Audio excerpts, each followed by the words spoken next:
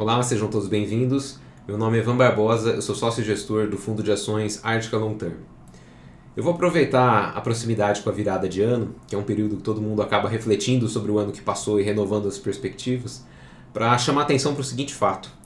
No início do ano passado, quase todos os investidores estavam extremamente pessimistas com o mercado de renda variável.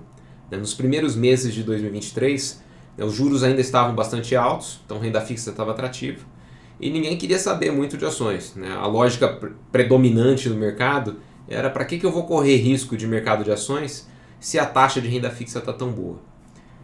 E nos primeiros meses do ano esse pessimismo continuou, o auge foi ali em meados de março, e do final de março até o fechamento do ano, final de dezembro, a bolsa subiu mais ou menos 30%. Então, é claro que esse momento eu estou pegando os pontos ótimos aqui, é sempre irreal você pegar o ponto exato de entrada numa reversão de ciclo. Mas a lição que é válida para ciclos futuros é que o momento de auge de pessimismo, quando está todo mundo falando que as perspectivas são ruins, que bolsa não vale a pena, é que costumam ser os melhores pontos de entrada.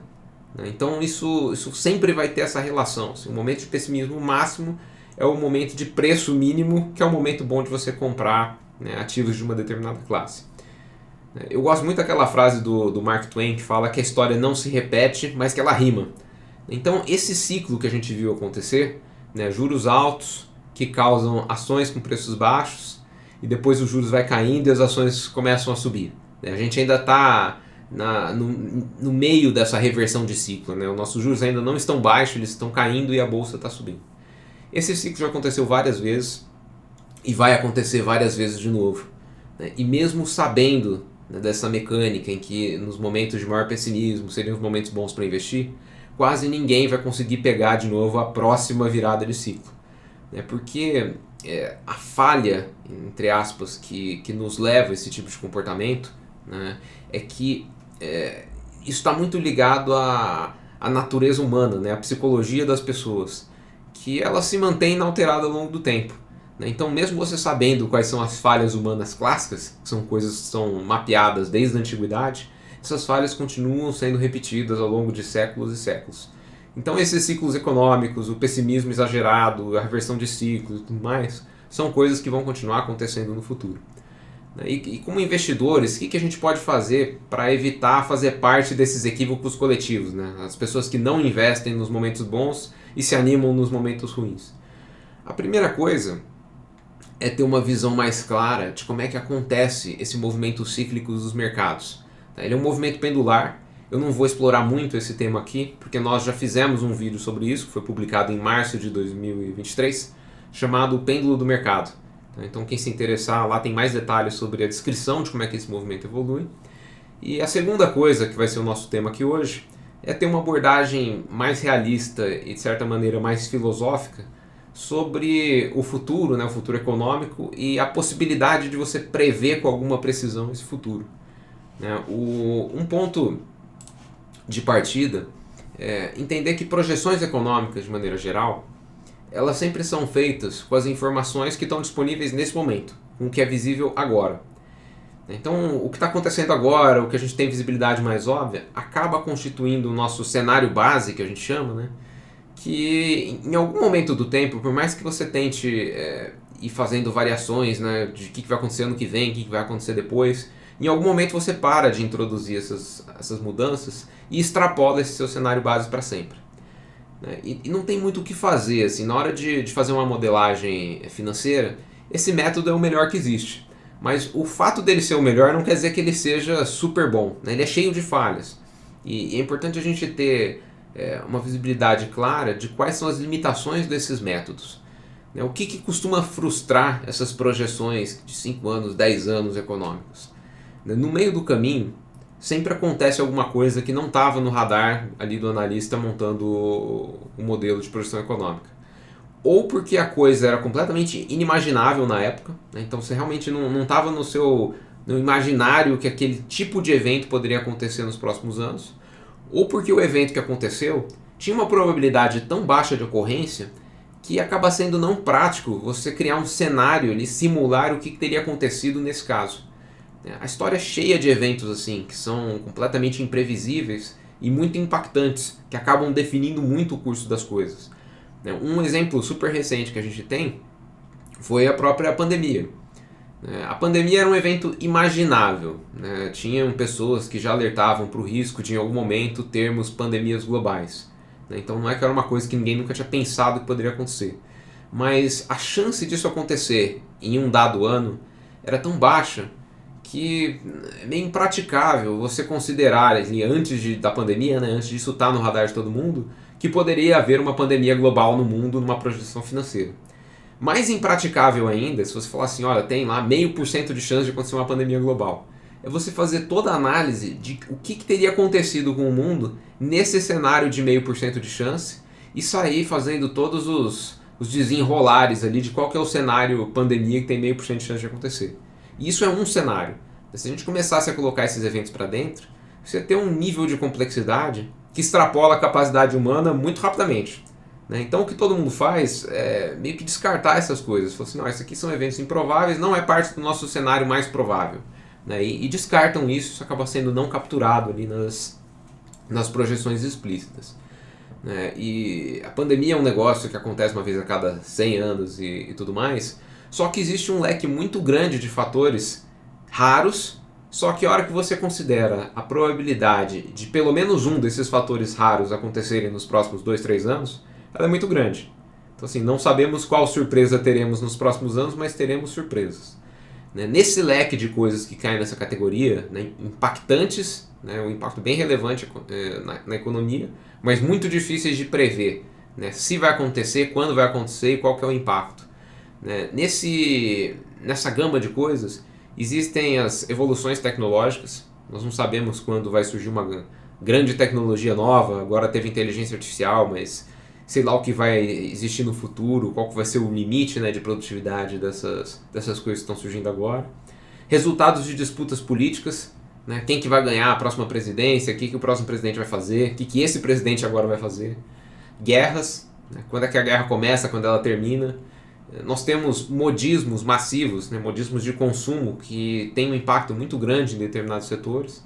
Então é uma sacola toda de coisas aí que podem acontecer, está no nosso imaginário, mas a gente não sabe atribuir probabilidade disso, não sabe o impacto, se ele vai ser positivo ou negativo. E essa aleatoriedade do mundo, essas incertezas, são não endereçáveis. Não é uma questão de competência ou de esforço. Você pode pegar o melhor analista do mundo de investimentos, deixar ele trabalhando o dia inteiro só nisso, e mesmo assim vai sobrar no final do dia ali uma área de sombra. Você simplesmente não sabe o que vai acontecer. São conhecimentos inalcançáveis aí sobre o futuro do mundo. E essa impermeabilidade do futuro é importante que seja absorvida com todo o realismo e peso que isso tem. Se conformar que o futuro é imprevisível e sempre vai ser. O nosso instinto humano vai sempre no sentido de evitar o estado de dúvida, a todo custo. Então nós temos uma tendência de, quando a gente se depara com uma narrativa coerente do que vai acontecer no futuro, alguém explicando de uma maneira elegante que vai acontecer isso, depois isso, nós temos um instinto de adotar esse cenário como nosso cenário base, como o futuro provável.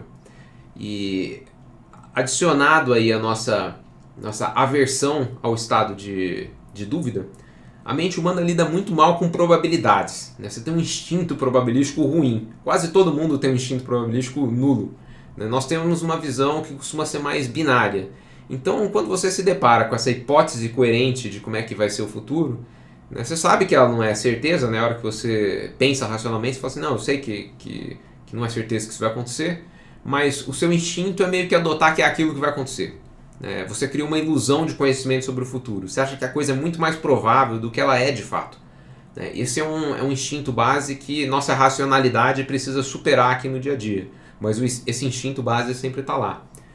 O risco de erro mais comum nesse tipo de situação é você se satisfazer ao encontrar a primeira narrativa coerente e factível. Então a primeira projeção que é elegantemente explicada, você fala assim, é coerente? É coerente, faz sentido. É factível que essas coisas aconteçam? Sim. Então esse é o meu cenário básico, é isso que eu vou assumir que é o futuro provável.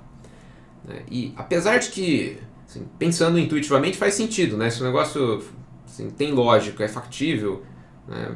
Pode ser que seja isso mesmo o futuro. Só que o detalhe aí é que existem inúmeras possibilidades de cenários futuros coerentes e factíveis. Se você fizer um esforço aí de contar várias histórias sobre o que vai acontecer no futuro, você vai chegar à conclusão que existem múltiplas histórias. Então, se a gente estivesse interessado em analisar a probabilidade de cada um dos cenários futuros, nós teríamos que explicitar todas essas hipóteses de cenários coerentes e factíveis e sair atribuindo ali probabilidade para o que a gente acha que tem maior chance de materialização. Só que esse exercício, assim, em teoria, ele até seria possível, mas ele se torna tão complexo, muito rápido, né? Num período de tempo muito curto, já ganha uma complexidade fora de proporções tratáveis aqui através dos nossos métodos de análise existentes hoje. Né? Então acaba sendo um problema incontornável.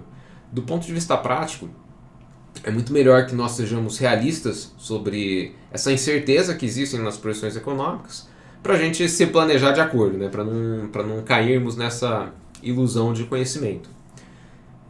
Isso não é um contexto desesperador, assim, do sentido de nada no mundo pode ser previsto. Algumas coisas no mundo podem ser previstas com uma chance de acerto razoáveis, mas são poucas coisas. Né? São pontos de estabilidade que a gente tem que buscar. O que são esses pontos? Né? São coisas ou baseadas em fatores que nunca se alteram, tem algumas coisas que a gente sabe que não vão mudar. Então, por exemplo, as pessoas vão continuar precisando de comida para sobreviver. Então, daqui 50 anos, eu não sei como é que vai estar a indústria de software, não sei como se a gente ainda vai estar usando carro a combustão, mas eu sei que a gente ainda vai estar precisando de empresas que providenciam alimentos para toda a população. Esse é um fator inalterável, a fome humana. E existem outros fatores que eles não são exatamente inalteráveis, mas que eles mudam muito lentamente, né? Coisas que dependem de demografia. Então, em janelas de tempo mais curtas, você pode adotar aí uma simplificação que esse fator é quase constante, né? Então ele pode ser um desses pontos de estabilidade para você fazer algumas inferências sobre o futuro. Né? Essa que acaba sendo a nossa prática de dia a dia aqui. Nós ficamos buscando quais são esses pontos de estabilidade que, uma vez identificados, podem servir de âncoras na elaboração de teses de investimento. Vou dar um exemplo aqui de uma tese nossa, que o raciocínio seguiu o seguinte curso. Né? Nossa premissa fundante é que as pessoas vão continuar precisando ou querendo viajar entre cidades de tempos em tempos. E numa distância ali de algumas centenas de quilômetros, não tem tantos jeitos assim de você se locomover hoje. Tem trem, carro, ônibus ou avião. Aqui no Brasil a gente não tem muitas linhas de trem, então para nós aqui, carro, ônibus e avião são os modais de transporte que as pessoas usam para viajar entre rotas intermunicipais. Esses três modais, carro, ônibus e avião, têm características bem diferentes de duração da viagem, de preço, de facilidade de transporte, né, e endereçam, de certa forma, necessidades diferentes. E eles coexistem há muito, muito tempo. Então, dificilmente um deles vai deixar de existir. Isso aqui está em uma das coisas que não são necessariamente inalteradas, mas a gente sabe que pelos próximos 5 anos nenhum deles vai deixar de existir. Cada um vai continuar ali com a sua parcela de mercado. Se a gente for olhar para o modal de ônibus como meio de transporte, facilmente a gente reconhece que o tamanho da frota de ônibus de um país muda muito lentamente, porque a demanda de viagens é muito pulverizada, né? São centenas de milhares, milhões ali de passageiros demandando esse tipo de coisa, por N motivos, né? Mas de maneira geral, esse número de viagens de um país é proporcional à população daquele país e aos costumes ali, mas dentro do próprio país não muda muito, vai mudando devagarzinho de acordo com a demografia e com uma lenta tendência de migração de um modal para o outro. E muito bem, então a gente sabe ali que esses mercados vão ficar mais ou menos estáveis, que a frota de ônibus do Brasil é muito estável, né, ou de um país qualquer, E se eu estiver interessado no mercado de venda de ônibus novos, né, eu chego à conclusão que o número de novos ônibus vendidos tem muito mais a ver com um ciclo de renovação de ônibus velhos por ônibus novos do que com demanda extra por ônibus. A lógica é tão simples quanto: ônibus velho quebra, dá custo de manutenção, dá problema na estrada, quebra lá com um bando de passageiro dentro, começa a dar problema. As empresas que operam as linhas rodoviárias acabam trocando por causa do problema prático mesmo de ter um ônibus muito velho. Então, a demanda tem relação ali com a idade da frota. E esse racional aqui não tem nada de muito sofisticado, ele é bastante simples. E foi isso que serviu de base para a nossa tese de investimento em Marco Polo, que é uma empresa que fabrica carrocerias de ônibus. Ela faz tudo que não é o chassi e o motor, entre aspas, a casca ali do ônibus. Então as vendas dela dependem do volume de vendas de novos ônibus, que tem uma relação muito forte com a idade da frota. Se a idade da frota está muito nova, mais nova do que costuma estar, é de se esperar que a venda de ônibus seja baixa, e à medida que a frota vai ficando mais velha, é de se esperar que a demanda em algum momento aumente, por causa dessa pressão operacional que ônibus velhos criam, os problemas operacionais de ônibus velhos. Essa tese, baseada nesse racional, foi o nosso investimento mais bem sucedido no ano passado. As ações subiram mais ou menos 150% ao longo do ano. E baseado numa lógica super simples. Não tinha nada de política, de macroeconomia, de juros, que tivesse um peso muito grande na tese. O que nós fizemos foi: identificamos que a frota de ônibus estava muito velha, inferimos que em algum momento isso ia aumentar a demanda por novos ônibus, e a Marco Polo, como líder desse mercado aqui no Brasil, ia ser beneficiada por esse movimento de aumento de demanda por novos ônibus. Via de regra, indo para o caso mais geral, quanto mais próximas do mundo concreto, coisas que você consegue ter certeza, forem as premissas adotadas no seu raciocínio, e quanto mais simples forem as inferências em cima dessas premissas, mais assertiva é a sua previsão de futuro. Então, mais confiáveis são as suas conclusões. Então, prever que o ônibus velho vai continuar quebrando e quando começar a quebrar demais, os donos ali desses ônibus vão querer comprar uns ônibus novos, é muito mais fácil do que saber o que o Banco Central vai decidir ano que vem, o que os políticos vão fazer ano que vem, o que vai acontecer no Congresso, o que vai acontecer no Senado.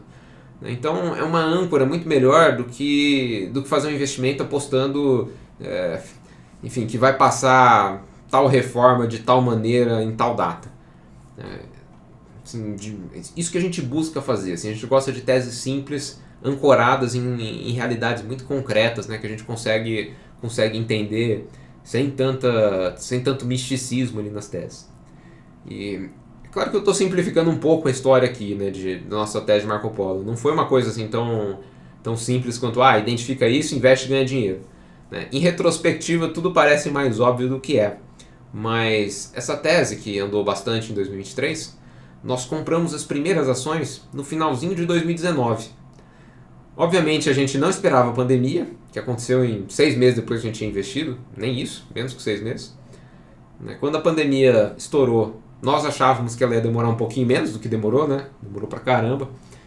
E a demanda de passageiros em viagens de ônibus entre municípios demorou 2 anos para voltar ao normal. A gente ficou esperando essa demanda voltar e ali com ações no nosso portfólio. Quando nós vimos essa demanda voltar, nós aumentamos muito o tamanho da posição na nossa carteira. Isso foi segundo semestre de 2021. E 2022 a ação ainda andou de lado, não subiu praticamente nada, porque faltou semicondutores na indústria, então o pessoal não conseguia terminar os ônibus novos, apesar de já existir demanda. E nós sabíamos que ia faltar semicondutores, que estava faltando, nem que ia faltar. Mas tinha uma estimativa ali que ia voltar ao fornecimento de semicondutores em algum momento de 2022. Acabou sendo no finalzinho de 2022, então a gente ficou esperando um ano ali a coisa acontecer. Então ficamos 3 anos segurando a ação sem andar para lado nenhum, a empresa apertando o cinto ali, tentando conter gasto, porque não estava vendendo. Teve uma época que ela começou até a ficar com endividamento um pouco mais alto do que a gente gostaria de ver.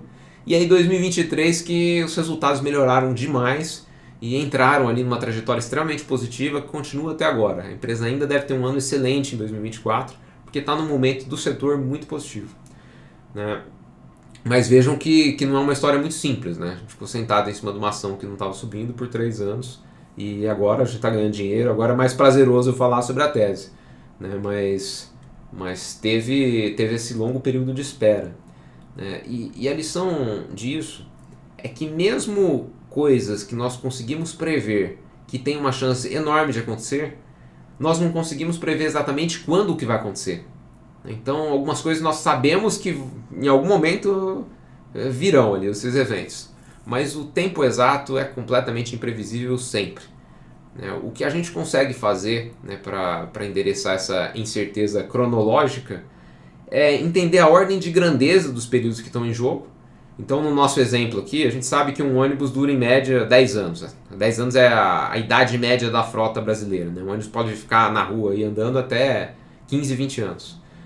Mas assim, com essa informação, que um ônibus dura uma década, grosso modo, a gente sabe que não vai demorar 10 anos para a frota velha gerar uma demanda mais forte por novos ônibus.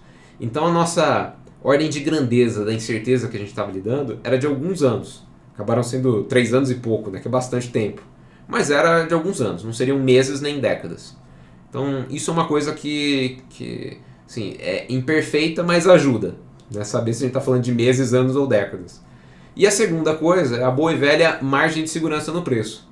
Né? Uma vez que a gente não sabe quando que o gatilho de valor que nós estamos enxergando vai ser disparado, a gente quer entrar barato o suficiente para ter o privilégio de poder esperar. Porque em investimento, quanto mais tempo demora para acontecer o que você espera, né, mais vai sendo corroído o seu retorno na tese. Então, tese que dá certo rápido, obviamente é melhor do que tese que dá certo depois de anos e anos. O que te deixa esperar sem ter um retorno muito ruim é ter entrado muito barato. Felizmente a gente fez isso em Marco Polo, compramos muito barato, né, e agora já se tornou uma tese feliz. E essa incerteza de tempo, né, temporal, faz com que entrar num novo investimento num momento ideal é sempre questão de pura sorte. Por mais que o ego das pessoas acabe distorcendo isso e queira puxar um pouco de privilégio, existe sorte e azar envolvido em você entrar no momento perfeito de uma tese de investimentos. Nas nossas outras teses relevantes aqui, nós tivemos experiências muito distintas em relação a quanto que nós tivemos que esperar até acontecer o que a gente estava enxergando quando nós decidimos investir. Eu vou dar 2 exemplos aqui, um bom e um ruim, né? Um fácil e um difícil. O mais tranquilo foi o investimento em Porto, que é a antiga Porto Seguro, que ela é líder em seguros automotivos aqui no Brasil, e ela teve uma compressão de rentabilidade, né, ao longo de 2022, e nós previmos que essa rentabilidade iria aumentar de novo, que a empresa ia recuperar a rentabilidade histórica. Né? Basicamente era essa a tese, uma tese de retorno para a rentabilidade normal. A gente julgou que era atípico o momento que ela estava ali em meados de 2022. Isso acabou acontecendo já no ano passado. Então nós esperamos meses ali até começar a acontecer o que a gente estava imaginando e não teve muito teste de fé nessa tese. Né? Foi muito rápido o momento da gente investir e começar a ver o resultado e já subiu de preço. Nós não ficamos nenhum período muito longo com preço abaixo que a gente pagou e foi uma tese, entre aspas, fácil de segurar em portfólio. E o contra-exemplo disso é um investimento que nós ainda temos em carteira, ainda é relevante, em Multi, que é a antiga Multilaser. Eu publiquei um vídeo, uma carta, explicando a nossa tese, né, há alguns meses, em setembro do ano passado. Então quem quiser mais detalhes sobre a tese está melhor explicado lá. Mas o fato é que é uma tese que a gente também previu a retomada de rentabilidade, né, para a média ali da empresa, que não aconteceu ainda. Está demorando um pouco mais do que a gente gostaria. Felizmente nós compramos num preço muito baixo, né, o preço ainda está muito baixo, então existe essa margem de segurança, né, que nos dá a possibilidade de esperar e se no final da história acontecer o que a gente está prevendo, ainda vai ser uma tese com um retorno muito atrativo, mas ainda estamos passando aqui na prova de fogo. Né? Essa está demorando, não acho que vai resolver nos próximos 1 mês, 2 meses também. A gente vai ter que esperar um tempo até sabermos se em última instância estávamos certos ou não. E vejam como é a coisa. Por que a gente não sai da tese agora e volta quando for dar certo, né? É porque, assim, o momento de retomada, por mais que a gente saiba que ele está a alguns meses ou alguns trimestres, não é alguns anos de distância, a ordem de grandeza da incerteza é de meses. Não sei se ela vai começar a ter resultados melhores em março, abril, maio, junho. Né? Então, se a gente saísse e quisesse voltar só depois que deu certo, a gente corre o risco de perder uma expansão de preço muito relevante. Então, nós estamos lá em resignação, esperando o que a gente prevê que ainda tem chance grande de acontecer de fato. Mas o momento dessa materialização é bastante imprevisível. E essa imprevisibilidade de tempo que está sempre presente, mesmo em eventos que a gente praticamente sabe que vão acontecer em algum momento, é que tornam a paciência uma virtude importante para investidores fundamentalistas. Precisa entender aí, do jeito mais filosófico, que o mundo, né, os fatos, vão se desenrolando com um ritmo, uma cadência completamente alheia ao ritmo dos nossos anseios. Então a economia não quer saber se você está ansioso ou não, a ação não quer saber se você está ansioso ou não com a coisa. As coisas têm seu tempo de acontecer ali, cada coisa tem seu tempo natural de acontecer, né? E os momentos de virada, que idealmente é o que a gente gostaria de pegar, são completamente previsíveis e é irreal basear teses de investimento, né, na premissa de que nós vamos saber o momento que as coisas acontecem. Isso é muito, muito difícil. A todo tempo tem gente tentando fazer isso, de vez em quando alguns acertam, daí eles criam a ilusão que eles têm a capacidade de fazer isso consistentemente, em algum momento enfiam ali os pés pelas mãos, porque o futuro nunca foi e nunca será completamente previsível. Né? Melhor a gente admitir essa verdade do mundo e planejar nossas estratégias de investimento de acordo, né? Sabendo que essa imprevisibilidade é impenetrável. E como é que a gente faz isso? Né? Um primeiro ponto é que, sabendo que existem essas incertezas inevitáveis, é necessário entender que não existe tese de investimento em economia real que tenha sucesso garantido. Da mesma forma que não existe estratégia que sempre dá certo. Existe puro azar, existe pura sorte no mundo. E essas coisas impactam esses investimentos. Existe sorte na vida de uma pessoa, existe sorte na vida de uma empresa também. E o azar da mesma maneira, o azar é tão real quanto a sorte, né, infelizmente. Eu vou contar aqui um caso de azar que a gente teve numa tese, que a gente até acabou vendendo um bom pedaço, a gente ainda tem lá, mas hoje é bem pequenininho por causa de algumas coisas. Né? Mas foi o nosso investimento em Blau. A Blau é uma farmacêutica, uma das coisas que ela faz, que é bastante relevante para a receita dela, é venda de imunoglobulina, que é um medicamento derivado de sangue, mas para o nosso objetivo aqui, o importante é que boa parte da demanda por imunoglobulina é pelo Ministério da Saúde, né? É usado pelo SUS, né? Então boa parte do mercado é o mercado público, né? E as compras são feitas de tempos em tempos por licitação. Né? E o normal é que todo ano sai uma licitação, ali no volume que o Ministério consome, né? Os fabricantes nacionais participam dessa licitação e existe uma capacidade de produção nacional mais ou menos adaptada ao tamanho do nosso mercado. Então, assim, um ano um ganha um pouquinho mais, um pouquinho menos, mas assim, de modo geral todo mundo vende com um volume mais ou menos previsível, né, dentro dessas licitações. Né? Só que no ano passado aconteceu algo atípico nesse mercado. Foi feita uma licitação com um volume de intenção de compra tão grande que as empresas nacionais não tinham capacidade fabril para atender. E o Ministério da Saúde, né, com uma permissão especial lá do TCU, permitiu que empresas internacionais que não tinham licença na Anvisa participassem desses leilões. E aí criou-se um hiato aí nesse mercado. Né? Empresas de fora que não são obrigadas a cumprir as requisições da Anvisa têm custos muito mais baixos de quem está aqui, se licenciou de acordo com todas as exigências e tudo mais. Tem toda a questão tributária brasileira também, enfim. E uma vez que essas empresas sem registro na Anvisa entraram num leilão com um preço muito mais baixo, os fabricantes nacionais, que geralmente atendiam esse mercado público nacional, simplesmente não venderam nada de imunoglobulina. O volume foi todo para esses fabricantes de fora. E aí, assim, a capacidade produtiva existente aqui no país, né, sem a possibilidade de ser escoada através do setor público, foi toda para o setor privado. né, e causou uma briga de preços que é muito atípica nesse setor. A competição entre farmacêuticos costuma ser bastante organizada e racional, né, mas nesse período em especial teve pressão de preço porque estava todo mundo com capacidade produtiva excedente ali para atender o mercado privado. Esse evento não é um negócio normal de acontecer, né? As próprias empresas do setor não entenderam até agora por que o Ministério da Saúde colocou um volume de demanda tão alto assim, que não é o consumo que eles vão ter no ano. Foi atipicamente alto, bastante alto. E agora, inclusive, está correndo uma investigação para detectar se aconteceu alguma irregularidade nesse processo, né, com intenção de causar esse deslocamento de demanda mesmo. Esse negócio, enfim, Brasil, né, a gente não sabe o que vai sair de conclusão disso, não sabe se aconteceu alguma irregularidade ou não sabemos nada sobre isso, mas só para dar o panorama aqui de coisas que acontecem, né, que esse problema não é nem aquele problema inimaginável, né? Você pode imaginar que qualquer empresa que tem um pedaço da sua receita no setor público pode sofrer esse tipo de problema.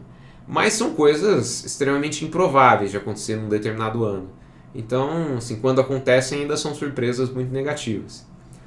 Por causa disso, né, desse revés, pela falta de visibilidade de como é que vão ser essas próximas licitações de imunoglobulina, uma vez que já existe esse problema nessa licitação recente, né, juntando ali com uma perspectiva ruim para o setor de saúde, que está sofrendo uma pressão financeira que a gente acha que ainda vai demorar um pouquinho mais para passar, a gente acabou diminuindo a alocação de capital que a gente tem em Blau. A gente ainda gosta do negócio, mas enfim, demos um pouco de azar aí na tese. A incerteza associada a essa tese começou a ficar muito grande.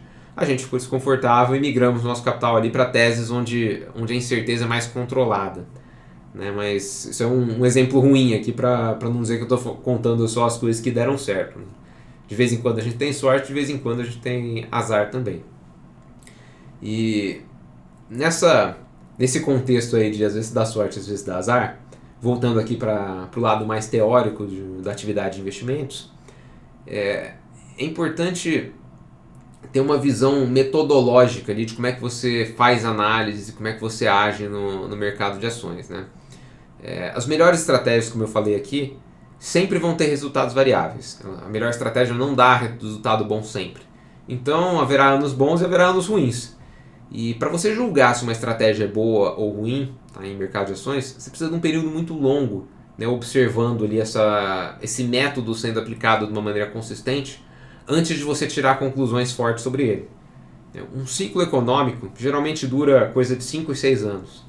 Então vejam que a unidade mínima de julgar um bom método de investimentos é ver como é que ele funciona ao longo de um ciclo inteiro. Então você precisa de 5, 6 anos investindo para saber se esse método deu certo em um ciclo. Que é um período já longo e acaba sendo até insuficiente, né? Você está olhando um ciclo. O ideal seria olhar múltiplos ciclos para você julgar se um método é bom ou ruim. Isso acaba gerando 2 pontos de atenção para a gente, né? O primeiro ponto é, sabendo dessas variabilidades, mesmo do método bom, aquele nosso instinto de ir ajustando a estratégia, ajustando a maneira de agir, dependendo do resultado recente, é extremamente ineficaz.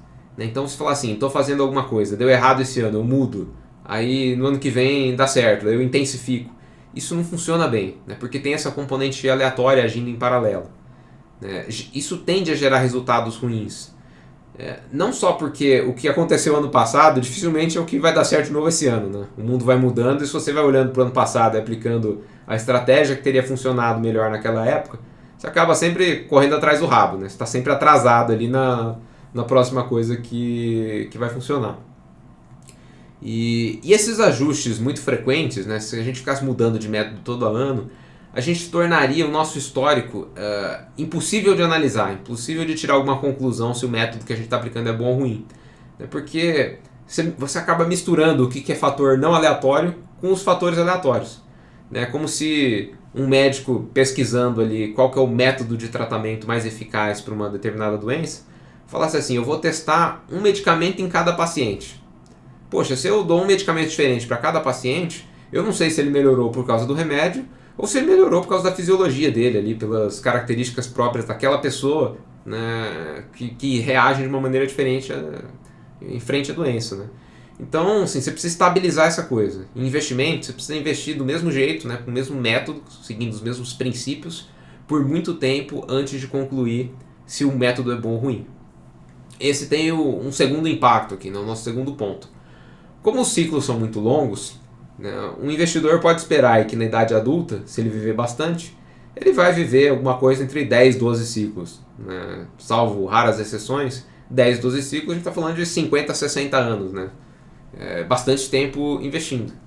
E 10, 12 ciclos ainda é um número baixo de oportunidades para você aprender as coisas na prática, né? Aprender empiricamente.